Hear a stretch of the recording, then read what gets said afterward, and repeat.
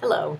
Well, here's the second story I've written, and this is the one that actually inspired my student Michael to ask me to read it online. So here it is. This is entitled Jacob's Search. Jacob reached for a cigarette, lit it, sucked in the smoke, then blew it out through his nose. Good grief. What was he going to do today? He considered his options. Watch more CNN?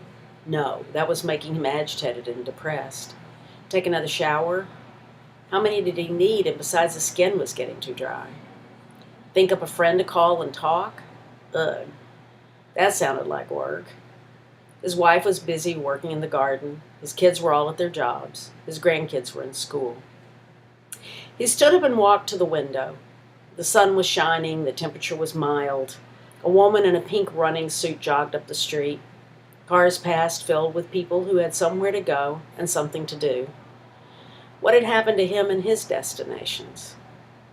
He took another draw from his cigarette. Who needed a retired man in his late 60s for anything? That was what younger people were for, to try new things, fill new vacancies. They had a life ahead of them to build. He had built his, lived it, and was now watching the world go by. The phone rang. He ignored it. More solicitors. No one who knew him called on the main line anymore. Not many people called a cell phone at all. Just his kids for a duty call every couple of weeks. He ground out his cigarette and stared. What now?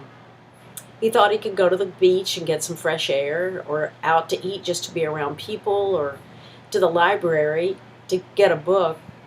None of these things appealed to him. Instead, he sat down and took a deep breath. He thought of a line he had often taught to his patients. Breathe in calmness, breathe out anxiety.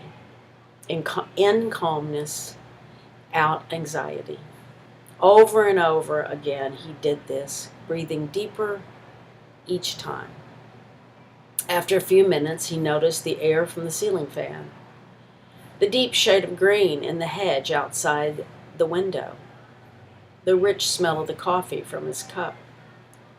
Maybe I'll go for a walk, he muttered, then saw his dog's ears perk up. He sighed, went to find his socks and tennis shoes and the leash. Maybe life wasn't all that complicated after all. Just before heading out the door, he walked to the kitchen sink, pulled out his package of cigarettes from his pocket, dumped them out, and turned on the water. At least for right now, I'm not going to smoke. His dog was barking with excitement as Jacob fastened the leash. As they stepped outside, he stopped for a moment and felt the warm sun on his face. He took another deep breath. What do you say, boy? Let's go meet the day. Who knows what we'll discover if we'll just slow down and look. The end. Thank you.